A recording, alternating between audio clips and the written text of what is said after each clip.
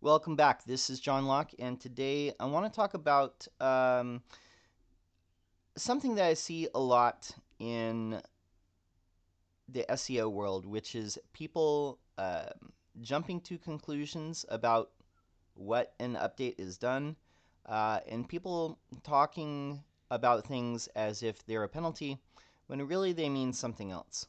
So, um, I think how I feel a lot about every time there's a lot of chatter whenever there's a Google update that's either announced or perceived, and usually a lot of people try to be the first. It's like a competition to try and analyze it, and I think this is just because people want to be known as that person that can have the answers of what's going on. So there ends up being like a lot of just really speedy diagnosis of stuff that happens like immediately after any type of perceived update. And I like this quote from Pam Ann Ongst of Pam Ann Marketing. Uh, and she says, somebody was asking here about forensic SEO analysis, and she said, it requires a thorough knowledge of SEO, analytics, and especially critical thinking skills. It is so important to find the correct cause of a traffic drop and not be too quick to jump to conclusions or submit to biases.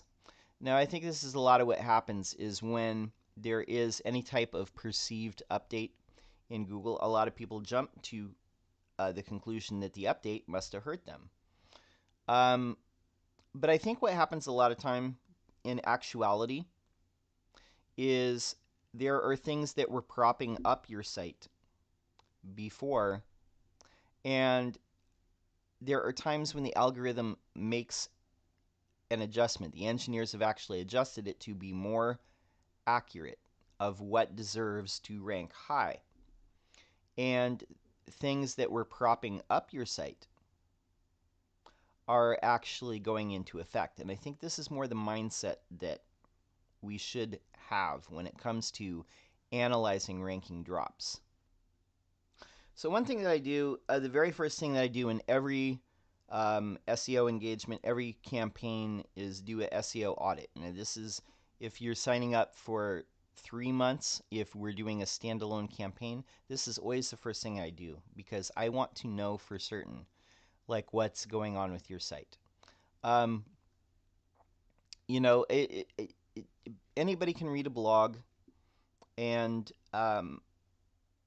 come to conclusions about what needs to be done for SEO. I actually have an 11-step whole thing, which you can see here on this page, but I don't want to focus too much on this. But basically, it is looking at everything that you would need to do to diagnose what happened with your rankings. And I've done this with lots of different people over different types of industries. And when we've made those corrections, their traffic seems to level out, and then it comes back. And in some cases, it bounces back better than before. So, and no, this is not from a automated tool like Ahrefs or SEMrush because those actually contain a lot of false positives. And anybody who actually has their hands in the dirt with SEO on a daily basis will tell you that too, that there are a lot of false positive uh, pieces of advice from those tools that will actually screw your site up and will actually tank your SEO if you spend all your time doing things like disavowing links and all these sorts of things. Brings me to this other thing. Google penalties. Everybody writes about Google penalties. The only true penalty is, well, there's two types of penalties. There's what they call a manual action, which that will show up in your Google Search Console, and you'll be emailed about that if you actually have a manual action. That means that people on the web spam team looked at what was going on with your site and they said, this is something spammy is going on. Now, those are rare. You usually have to screw up pretty bad, or somebody has to call attention to it. The second type is an algorithmic penalty.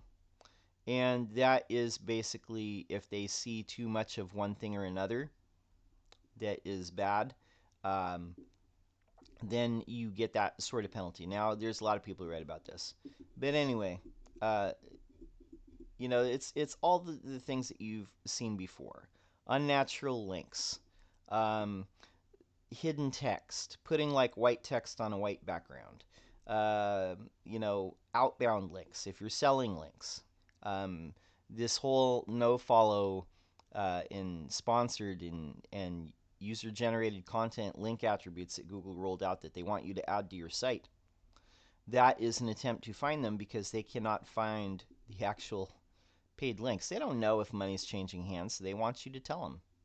Hacked websites, all these things. Thinner, shallow content. I don't necessarily agree with this because um, I've seen, tools, SEO tools. You have to use your brain with these things too. You can't just go by what they say. You can't just push a button and be an SEO. I'm sorry to say that, but it is true. Um, there's a lot of false positives with thinner, shallow content too.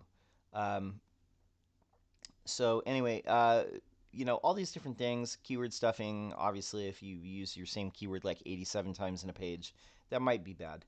Um, Cloaking, redirecting, all these sorts of things. Those are pretty obvious Google penalties. What a lot of people, I think, get worked up about with so-called penalties, and they use the word penalty when they really mean the word devalue, is tactics or things that seem to have worked in the past and they don't work any longer. Okay, so I was having a discussion with some colleagues of mine recently, and this subject came up. I just want to say that there's a lot of things that people think are that they're getting penalized for because they might have read it somewhere, they might have heard it from somebody. Look at the actual page of link schemes. What Google says is a link scheme, and you will know whether or not what you're talking about falls into that category or not. It's I think a lot of people read stuff into stuff, or they don't actually look at the source material here, and they lean a lot on how other people interpret it. Now, SEO I think is a lot like a game of telephone, where if one person says something, then the next person says it, and then the next person says it, but nobody actually does investigative stuff with this. It's just you're not actually looking at the evidence of what's actually happening. It's just you're going by what other people say, and that's a dangerous place to be in if you're trying to do SEO. Um, because anybody can put stuff on a blog, and I can tell you, and anybody who has their hands in the dirt with SEO can tell you that there's a lot of advice out there that is just not correct. Um, so there is a danger in thinking that if you read these 5 blogs, then SEO.